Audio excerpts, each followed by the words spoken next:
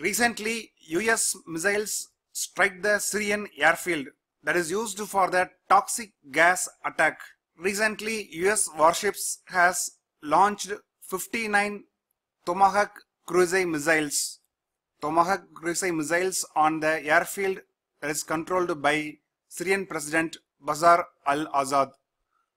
If you read the newspaper regularly, you might have studied the news that recently a chemical weapon attack was carried out in the Syrian rebel controlled area and more than 30-40 people have died. We also covered a separate video lecture on the various types of chemical weapons like sarin gas, mustard gas, and also we covered about Chemical Weapons Convention in detail in our IAS 2018 Foundation course. If you are interested to join our IAS 2018 Foundation course, visit our website commandindia.com. So in this background of chemical attack, US has launched Tomahawk cruise missiles on the airfield. Because of this attack, few things became clear. It is the first direct American assault on the Syrian government headed by Bashar al-Assad. Remember, it is the first direct American attack on the Syrian president Bashar al-Assad.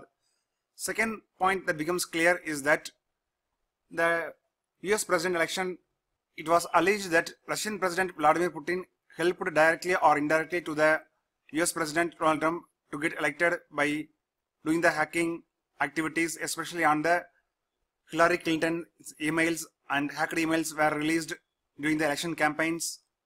Now that point comes to an end because the Syrian President Bashar al-Assad is strongly supported by the Russia, and America's direct attack on the Syrian government is marked as a departure from the earlier US President Barack Obama. One important point is that the Syrian government is also a signatory to the Chemical Weapons Convention. Despite being a signatory to the Chemical Weapons Convention, Syrian government headed by the Bashar al-Assad used the chemical weapons, and US administration says that if no action is taken at present, in future many other countries follow the path of Syrian government.